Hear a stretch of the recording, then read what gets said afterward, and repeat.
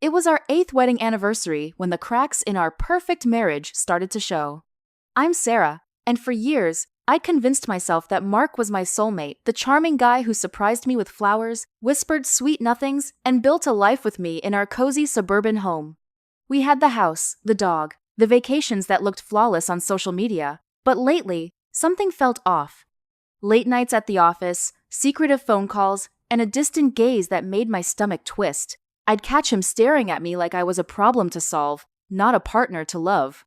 One evening, while he was working late again, I found a manila folder hidden in his desk drawer. Life insurance policies in my name, worth millions, alongside cryptic emails about final arrangements and brake repair receipts that didn't match our cars. Paranoia? Maybe, but the doubt gnawed at me. How well do we really know the person we share our bed with?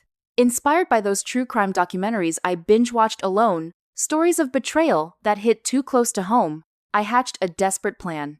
I'd pretend to be dead for 3 days. With the help of a trusted friend, a doctor who owed me a favor, I staged a fatal car accident. News spread like wildfire.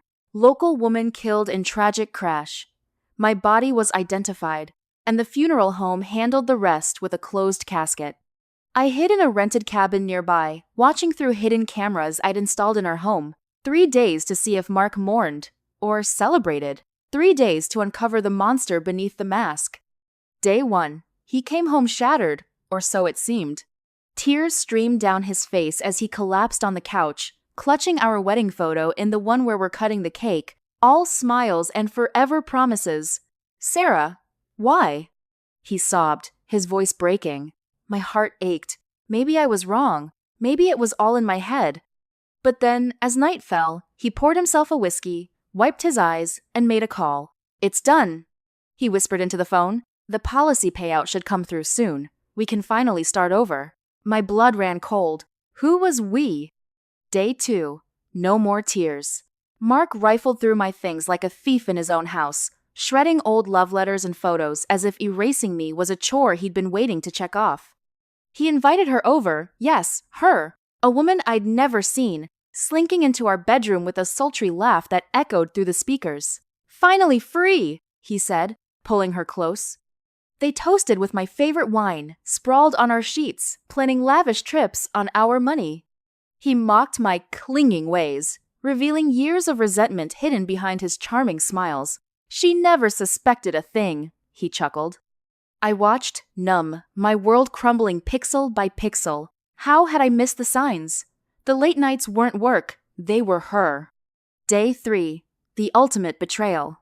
He called the insurance company, feigning grief with an Oscar-worthy performance while demanding expedited funds.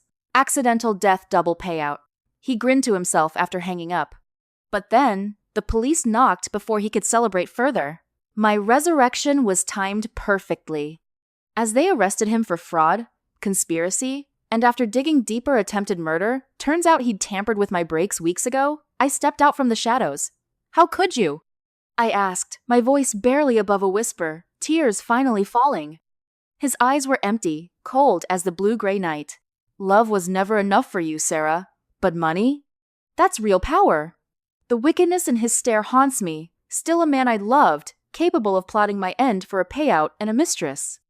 Now, as I rebuild my life alone, stronger but scarred, I wonder, how does someone you trust morph into a monster?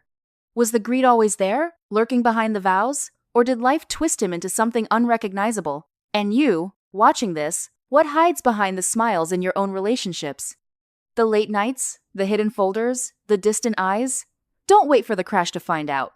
Hit that subscribe button, turn on notifications, and share your stories in the comments below. You won't believe what happens next in my journey. Stay tuned for part 2, where I reveal the shocking twists from the trial. Trust me, it's unbelievable.